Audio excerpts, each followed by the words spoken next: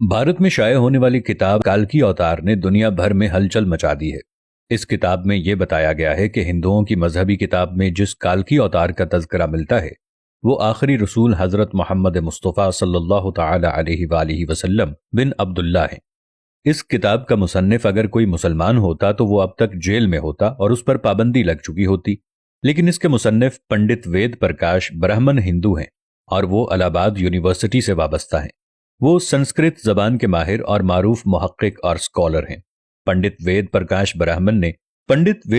ब्राह्मण ने काल्की अवतार की बाबत अपनी इस तहकीक को मुल्क के 8 मशहूर और मारूफ मुहक्किक पंडितों के सामने पेश किया था जो अपने शोबे में मुस्तनद गर्दाने जाते हैं।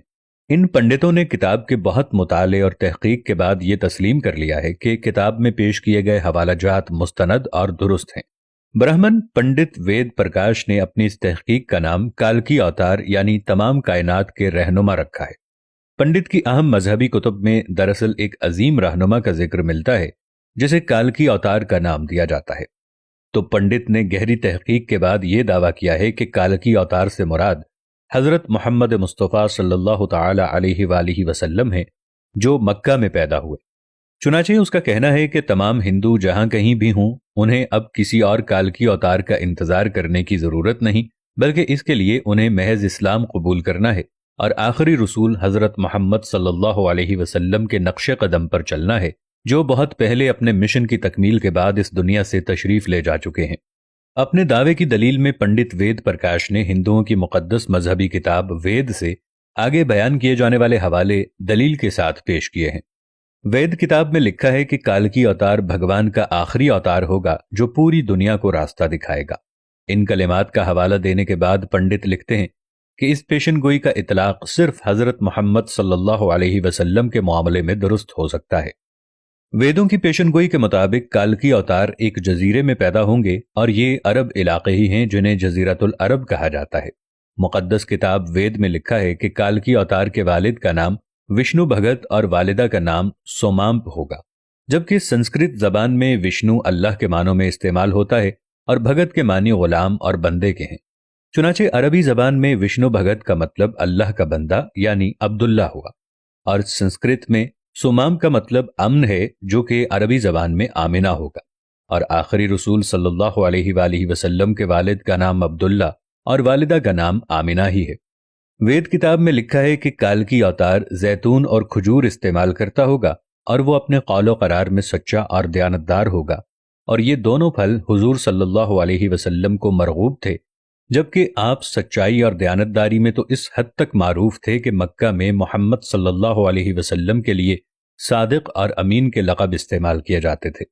वेद के मुताबिक काल्की अवतार अपनी सरजमीन के मुअज़्ज़ज़ खानदान में से होगा और ये भी मोहम्मद सल्लल्लाहु अलैहि वसल्लम के बारे में सच साबित होता है कि आप कुरैश के मुअज़्ज़ज़ कबीले में से थे जिसकी पूरे अरब में इज्जत और शाम व इराक में पहचान थी।